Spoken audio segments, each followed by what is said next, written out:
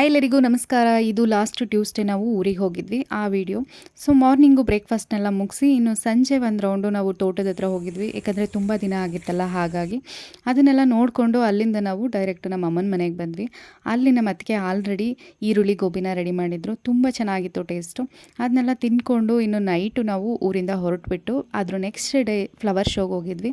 So ಈ flower ಶೋಗೆ actually 30 rupees ticket. ನಾವು free ಎಂಟ್ರೆನ್ಸಲ್ಲಿ ಹೋಗಿದ್ದೀವಿ. ಹೇಗೆ ಅಂತ ಹೇಳಿ ನಾನು ಕಂಪ್ಲೀಟ್ ವಿಡಿಯೋನ ಯೂಟ್ಯೂಬಲ್ಲಿ ಅಪ್ಲೋಡ್ ಮಾಡಿದ್ದೀನಿ, ಒಂದ್ಸಲ ಚೆಕ್ ಮಾಡಿ. ಸೊ ತುಂಬ ಇನ್ಫಾರ್ಮೇಷನ್ ಇದೆ. ಸೊ ಫ್ಯಾಮಿಲಿ ಫ್ರೆಂಡ್ಸ್ ಎಲ್ಲರೂ ಕೂಡ ಖಂಡಿತ ವಿಸಿಟ್ ಮಾಡಿ.